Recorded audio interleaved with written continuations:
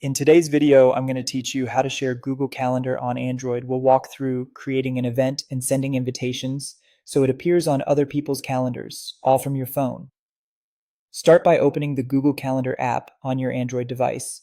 Make sure you're signed into the Google account you want to use. If you have more than one account on your phone, glance at the profile icon in the top corner to confirm you're in the right one so invites go out from the correct calendar. When the app opens, you'll land on your calendar home screen. Pick the date you want to use. You can tap directly on that day in the month view or scroll your schedule until you see it.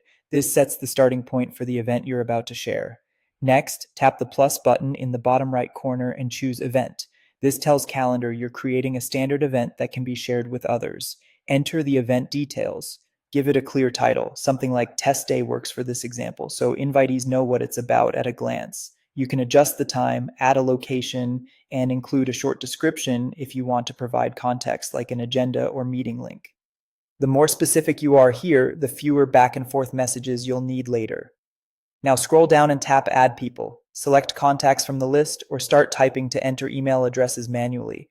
You can add multiple guests, and Calendar will suggest matches from your contacts as you type. Double check spellings to make sure each person receives the invitation at the right inbox. Tap Done to confirm your guest list. Then tap Save at the top. If you're prompted to send emails to your guests, go ahead and send them so everyone is notified.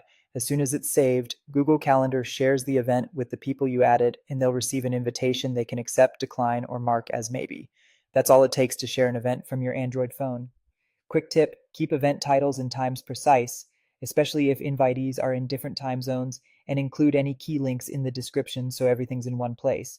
If you found this tutorial helpful, don't forget to like this video and subscribe to my channel for more Google Calendar tips and tutorials.